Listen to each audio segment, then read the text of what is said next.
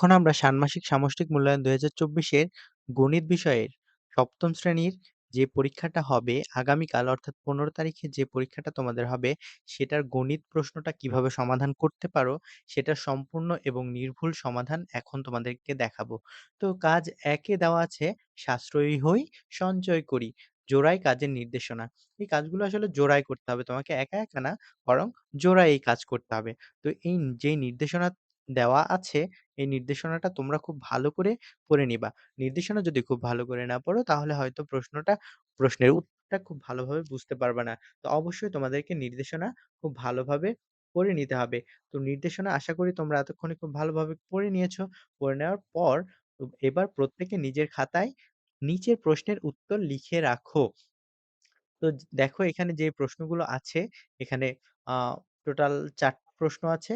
এই ৪ টা প্রশ্নের উত্তর কিন্তু তোমাদেরকে লিখে রাখতে হবে। তো আ এই নির্দেশনা পড়া শেষে এই প্রশ্নের উত্তর তুমি কিভাবে লিখতে পারো? দেখো ১ নাম্বার সঞ্চয়ের হিসাব ছক আকারে লিখি। এটার উত্তরটা আমরা লিখতে পারি এভাবে যে দেখো টেবিল তৈরির জন্য প্রতি মাসে সঞ্চয়ের তালিকা এটা করতে হবে। ধরি ১ম মাসে সঞ্চয় ৳১০ তাহলে ১ম মাসের সঞ্চয় যদি ৳১০ হয়, ১ম মাসে সঞ্চয় ৳১০ গুণ আকারে টাকার পরিমাণ দেখো, টাকার পরিমাণ হলো ৳১০ তো ২য় মাসে যে ১০ ছিল, এই ১০ কিন্তু গুণ হয়ে গেল ১০ এর সাথে তাহলে ৳১০০ হয়ে গেল। তো এবার দেখো, এবার কিন্তু এই যে এইখানে যেই টাকা হলো সেটার সাথে আবারও ১০ যুক্ত হবে। ৩য় মাসে এসে এইখানে যে টাকাটা হবে সেটার সাথে আবারও ১০ যুক্ত করব। যুক্ত করে ১,০০০ পেলাম। এবার ৪র্থ মাসে এসে এইখানে যে টাকাটা হবে সেটার সাথে আবারও আমি ১০ হচ্ছে গুণ করব। সরি যুক্ত না, গুণ করব। গুণ করে এভাবে দেখো আমরা মাস শেষে হিসাব করব। হিসাব করে দেখব এক ৳১১,১১০ হইছে। তো এইভাবে কিন্তু তোমরা এই ছকটা পূরণ করবা। আশা করি তোমরা যদি নির্দেশনাটা খুব ভালোভাবে পড়ো তাহলে এই আমি যে পূরণ করে দিয়েছি এটা তোমরা বুঝতে পারবা। এখানে একদমই নির্ভুল হচ্ছে প্রশ্নের উত্তর কিন্তু তোমাদেরকে এখানে দেওয়া হলো। তো পরের প্রশ্ন যেটা সেটা চলো আমরা দেখি সংখ্যাগুলোকে সংখ্যাগুলো কি ছকের মাধ্যমে সূচক আকারে প্রকাশ করা যাবে? ব্যাখ্যা দাও। তাহলে এই যেই সংখ্যাগুলো তুমি পেলা, এগুলোকে কি সূচক আকারে তুমি প্রকাশ করতে পারবা? যদি পারো তাহলে ব্যাখ্যা দিতে হবে। তো দেখো ২ নাম্বার আমি লিখলাম সংখ্যাগুলোকে ছকের মাধ্যমে সূচক আকারে প্রকাশ করা যায়। এটার ব্যাখ্যাটা কি? যেমন ধরো ১ম মাস ১ম মাসে ৳১০ ১০ এর সূচক যদি আমি এখানে ১ ধরি অর্থাৎ পাওয়ার যদি ১ ধরি, ১০ এর পাওয়ার ১ হলে তো ১০ ই হয় মান। ২য় মাসে এই যে ১০০ হইছিল আমার টাকা, এটাকে দেখো পাওয়ার যদি আমি ২ করি তাহলে কিন্তু ১০০ মিলে যাচ্ছে। তাহলে পাওয়ার ১, পাওয়ার ২, পাওয়ার ৩, পাওয়ার ৪। তাহলে দেখতেই পাচ্ছ তোমরা পরের মাসে ১০০০ হইছিল, পাওয়ার ৩। পরের মাসে হলো ১০,০০০ পাওয়ার ৪, পাওয়ার বা সূচক এখানে কিন্তু ৪। তো এভাবে কিন্তু তোমরা সূচক আকারে প্রকাশ করতে পারো। এটা সঠিক উত্তর। তো এভাবে তোমরা কিন্তু এটা প্রকাশ করতে পারো। তোমরা প্রশ্ন খুব ভালোভাবে বুঝলে উত্তর খুব সুন্দরভাবে দেওয়া আছে। তোমরা আশা করি খুব সহজেই বুঝতে পারবা। তো পরে দেখো ৩ নাম্বারে যেই প্রশ্নটা ছিল, ৫ম মাসে তোমার সঞ্চয়ের পরিমাণ কত টাকা হবে? তো ৫ম মাসে সঞ্চয়ের পরিমাণ হিসাব করতে হবে। ৫ম মাসে সঞ্চয়ের পরিমাণ নির্ণয়। প্রশ্ন ১ এর ছকে আমরা বুঝতে পারি প্রতি মাসের সঞ্চয়ের পরিমাণ ১০ এর সূচক। এটা কিন্তু আমরা বুঝতে পারছি।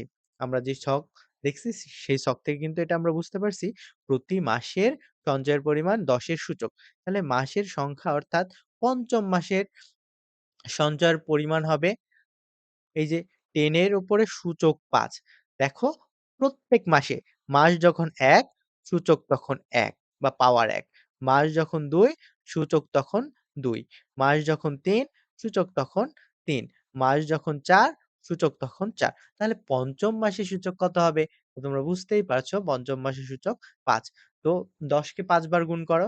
গুণ করলে যেটা হবে সেইটাই হলো এটার তো তোমরা এটা এভাবে করতে পারো। তো চলো তার পরের প্রশ্নটা দেখি। ৪ নাম্বার প্রশ্ন ছিল তোমার পরিকল্পনা অনুযায়ী টেবিলটি তৈরি করতে কত মাস সঞ্চয় করার প্রয়োজন হবে? তো চলো এটা আমরা গাণিতিকভাবে এটার উত্তরটা দেখি।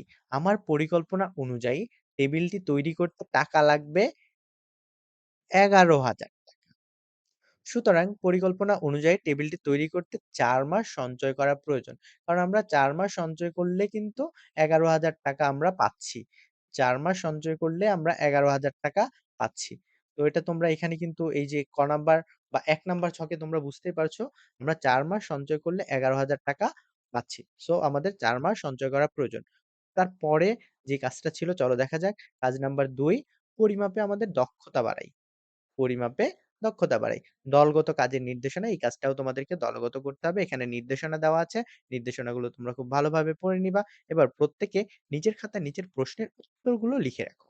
তো উত্তরগুলো তোমাদেরকে কিন্তু লিখতে হবে। দেখো ১, ২, ৩, ৪, ৫ এখানে ৫ টা টোটাল প্রশ্ন আছে। ৫ টা প্রশ্নের উত্তর তোমাদের লিখতে হবে। তো চলো প্রশ্নগুলো আমরা দেখা শুরু করি। ১ম প্রশ্ন হলো তৈরিকৃত মডেলটি কি ধরনের জ্যামিতিক আকৃতি চিহ্নিত করো। তো কি ধরনের জ্যামিতিক আকৃতি? এটার উত্তর হবে দেখো পরিমাপে দক্ষতা বাড়ায় এই কাজ নাম্বার ২ এর ১ নাম্বার প্রশ্নের উত্তর হলো মডেলটির জ্যামিতিক আকৃতি হবে ঘন মানে ঘনাকৃতির বা ঘনক আকৃতির। ঘনক আকৃতির বা ঘনাকৃতির। ঠিক আছে? জ্যামিতিক আ আকৃতি হবে ঘনক আকৃতির বা ঘনাকৃতির। তো চলো পরের প্রশ্ন যেটা ছিল সেটা আমরা দেখি। তৈরিকৃত মডেলটির আয়তন ও একটি তলের ক্ষেত্রফল নির্ণয় করো। তো এটার উত্তর কি হবে? যদি তৈরিকৃত মডেলটির দৈর্ঘ্য, প্রস্থ এবং উচ্চতা ১০ ইঞ্চি। এটা আমরা ধরে নিলাম ১০ ইঞ্চি করে। তো মডেলটির আয়তন কত হবে? আমরা সবাই জানি আয়তন সমান হলো দৈর্ঘ্য গুণ প্রস্থ গুণ উচ্চতা। তো এই ৩ টাকে যখন আমরা গুণ করে দিব, তখন সেটা কিন্তু ঘন হয়ে যাবে। ঘন হয়ে যাবে। তো এই ৩ টাকে গুণ করলে দেখো ১, ১, ১, ১ কে ১ কে গুণ করলে ১ ই হয়। আর পিছনে ৩ টা শূন্য ছিল, আমরা ৩ টা শূন্য লাগাই দিলাম। তাহলে ১,০০০ হয়ে গেল।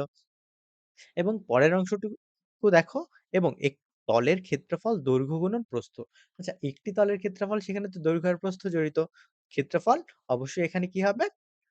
দৈর্ঘ্য গুণন প্রস্থ। তো ১০ গুণ ১০ তাহলে কি ১ ১ ১ পিছনে ২ টা শূন্য লাগাই দিলাম। আর যখন ২ টা জিনিস যুক্ত হবে একসাথে দৈর্ঘ্য আর প্রস্থ তখন সেটা হবে বর্গ। এগুলো আশা করি তোমরা খুব ভালোভাবে জানো। তো এখানে দেখো বিশেষ দ্রষ্টব্য তোমাদের মডেল অনুযায়ী দৈর্ঘ্য মেপে হিসাব করতে হবে। তাহলে এটা কিন্তু তোমরা আবার পরীক্ষার খাতায় আমি যে হিসাব দেখাইছি এটা লিখে দিলে হবে না। তো তোমরা যে মডেলটা নিয়ে কাজ করবা সেটার দৈর্ঘ্য মেপে তোমাদের কিন্তু হিসাব করতে হবে। এটা মাথায় রাখতে হবে। আশা করি এটা তোমরা খুব ভালোভাবেই বুঝো। তো দেখো ৩ নাম্বার কি ছিল? তৈরিকৃত মডেলটির সম্পূর্ণ তলের ক্ষেত্রফল নির্ণয় করা সম্ভব কিনা উত্তরের সপক্ষে যুক্তি দাও। তো তৈরিকৃত যে মডেলটি হলো সেটার সম্পূর্ণ তলের ক্ষেত্রফল নির্ণয় করা যাবে কিনা? যদি যায় তার সপক্ষে যুক্তি দিতে হবে। তো চলো দেখা যাক এটার উত্তরটা কেমন?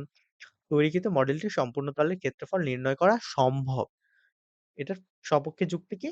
মডেলটি ঘনাকৃতির বা ঘন আকৃতির, যার ৬ টি তলই সমান। অর্থাৎ তোমরা সবাই জানো যে ঘনক আকৃতির আ তল ৬ টা থাকে। তো এখানে ৬ টা তল কিন্তু সমান।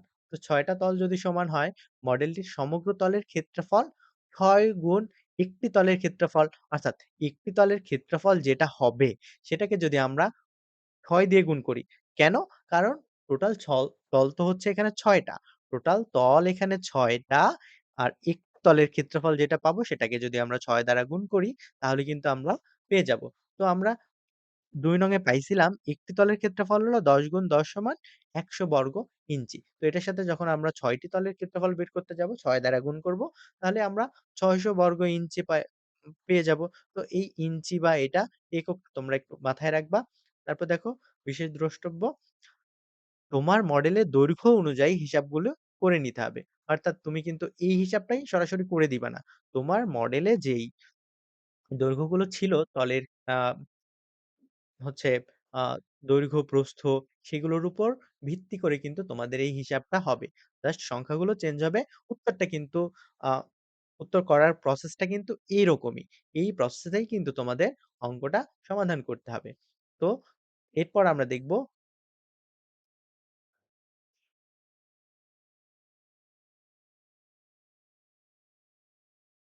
আচ্ছা, এরপর আমরা দেখব কাজ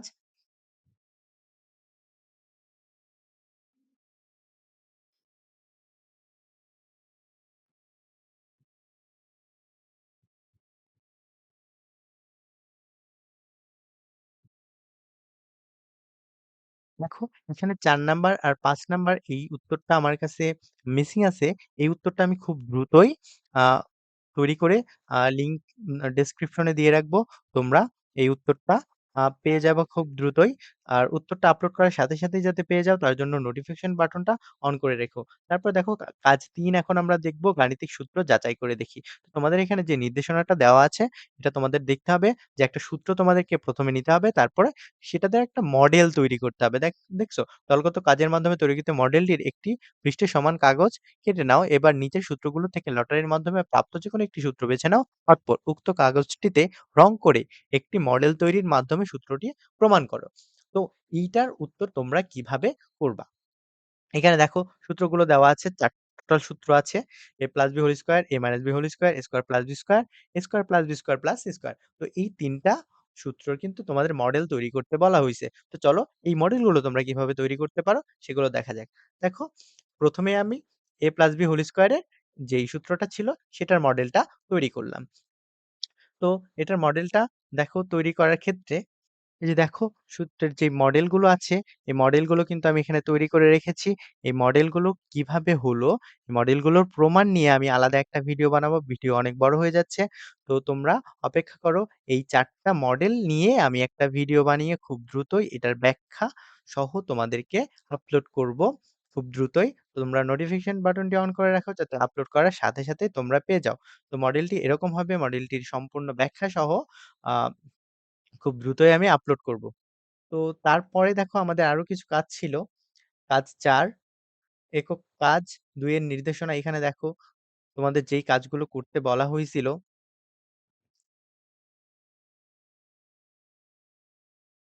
কাজ ৪ জ্যামিতিক আকৃতি বুঝে ও পরিমাপ করি। এখানে কাজ ১ এ তোমাদের যেগুলো বলা হয়েছিল দেখো কেটে নেওয়া অংশ ২ টি কোন ধরনের জ্যামিতিক আকৃতি নির্দেশ করে? আকৃতি ২ টির বৈশিষ্ট্য লিখো। তাহলে তুমি কাগজ যেভাবে কেটে নিলা, ধরো এটা তোমার A4 সাইজের কাগজ ছিল, এভাবে তুমি কেটে নিলা। তাহলে এটা আর এটা কি কোন ধরনের জ্যামিতিক আকৃতি নির্দেশ করে? কেটে নেওয়া অংশ ২ টির জ্যামিতিক আকৃতি ত্রিভুজ আকৃতির। আকৃতি ২ টির বৈশিষ্ট্য হলো আকৃতির বৈশিষ্ট্য আকৃতি একটি সমকোণী ত্রিভুজ। আ ত্রিভুজটির ৩ কোণের যোগফল বা ৩ কোণের সমষ্টি ১৮০ ডিগ্রি বা ২ সমকোণ। তাহলে এটা কিন্তু আমরা পেরে গেলাম। তারপর ২ নাম্বার দেখো, চাঁদার সাহায্যে যেকোনো একটি আকৃতির কোণগুলো পরিমাপ করে যোগফল নির্ণয় করো। তো এটার যোগফল নির্ণয় করো। এটার উত্তর কেমন হতে পারে দেখো। এটার উত্তরটা হবে এই যে এরকম ২ নাম্বার যে চাঁদার সাহায্যে আমরা মেপে নিলাম। এটা ৩০ ডিগ্রি পেলাম, এটা ৬০ ডিগ্রি, এটা ৩০ ডিগ্রি। তো এটা আমরা জাস্ট আনুমানিক এখানে নিয়েছি। তোমরা পরীক্ষার হলে অবশ্যই জ্যামিতি বক্স নিয়ে যাবা এবং চাঁদার মাধ্যমে মেপে কিন্তু তোমরা প্রমাণ করবা। চাঁদা দিয়ে মেপে নিতে হবে। তো কোণগুলোর যোগফল দেখো, আমি যোগফল কিন্তু সবসময় ৩ টা কোণের যোগফল ১৮০ ডিগ্রি হবে। এটাই কিন্তু হবে। যদি ১৮০ ডিগ্রি না হয় তাহলে ভাববো যে তোমাদের মাপায় কোনো গড়মিল হয়েছে। তো তারপর দেখো ৩ নাম্বার ২ নং এ উল্লিখিত আকৃতিটির বাহুগুলো যেকোনো এককে পরিমাপ করো এবং বাহুগুলোর মানকে হর ও লব হিসেবে ব্যবহার করে যতগুলো সম্ভব প্রকৃত ভগ্নাংশ তৈরি করো। তো এটার উত্তর কেমন হবে দেখো, যে এটা লম্ব, এটা অতিভুজ, ভূমি। হ্যাঁ? তো সম্ভাব্য তো দেখো এটা লম্ব, অতিভুজ, ভূমি এগুলো আমি চিহ্নিত করে নিলাম। তারপর সম্ভাব্য প্রকৃত ভগ্নাংশ লব বাই অতিভুজ, বাহুর পরিমাপ কিন্তু তোমাদেরকে দিতে হবে। মানগুলো কিন্তু তোমাদেরকে দিতে হবে। তোমাদের বাহু মেপে তারপর তোমরা দিবা। তারপর ভূমি বাই অতিভুজ, লম্ব বাই ভূমি। তাহলে এগুলো বাহুর পরিমাপ তোমাদের এগুলা এখানে দিতে হবে। তাহলে দেখো আমরা কিন্তু এখানে ৩ টা প্রকৃত ভগ্নাংশ অ পেলাম। সম্ভাব্য প্রকৃত ভগ্নাংশ আমরা এখানে ৩ টা পেতে পারি। তো দেখো তারপরে ৪ নাম্বার যে প্রশ্নটা ছিল ৩ নং এ প্রত্যেকটি প্রকৃত ভগ্নাংশের ৩ টি করে গুণিতক নির্ণয় করো। তো গুণিতক আমরা এখন নির্ণয় করব। দেখো লম্ব, অতিভুজ, তারপরে ভূমি বাই অতিভুজ, লম্ব বাই ভূমি। এগুলো কিন্তু ছিল আমাদের আ ওই যে সম্ভাব্য প্রকৃত ভগ্নাংশ। তো এগুলোর যদি আমরা আ হচ্ছে গুণিতক নির্ণয় করতে চাই, তাহলে আমরা কি করব? যথাক্রমে ১ম টাকে ১ দ্বারা গুণ করব, ২ দ্বারা গুণ করব, উপরে নিচে ১ দ্বারা গুণ করব। তারপর উপরে নিচে ২ দ্বারা গুণ করব, উপরে নিচে ৩ দ্বারা গুণ করব। এভাবেই কিন্তু এখানে আমরা সেম কাজ করব। ১, ২, ৩ দ্বারা উপরে নিচে উভয় জায়গায় গুণ করব। ঠিক তেমনিভাবে এই ২ নাম্বারেও উপরে নিচে ১, ২, ৩ দ্বারা আলাদাভাবে গুণ করব। ৩ নাম্বারেও কিন্তু আলাদাভাবে ১, ২, ৩ দ্বারা উপরে নিচে গুণ করে আমরা মানগুলো বসাবো। আর এই মানগুলো কিন্তু তোমরা তোমাদের পরীক্ষার খাতাতে আ বা পরীক্ষার হলে যেই কাগজটা তোমরা কেটে নিবা সেই অনুযায়ী তোমাদেরকে কিন্তু বসাতে হবে। তো তারপর দেখো ৫ নাম্বারের উত্তরটা আ আর এখানে যে একটু বাকি অংশ ছিল, এই অংশটার বা এখানে ৪ নাম্বার, ৫ নাম্বার এই ২ টার উত্তর আমি খুব দ্রুতই আমার চ্যানেলে আপলোড করব। আর হচ্ছে তোমাদের এই মডেলগুলোর, সূত্রগুলোর যে মডেলের, এজন্য আমি আলাদা একটা ভিডিও বানিয়ে খুব দ্রুতই আপলোড করব।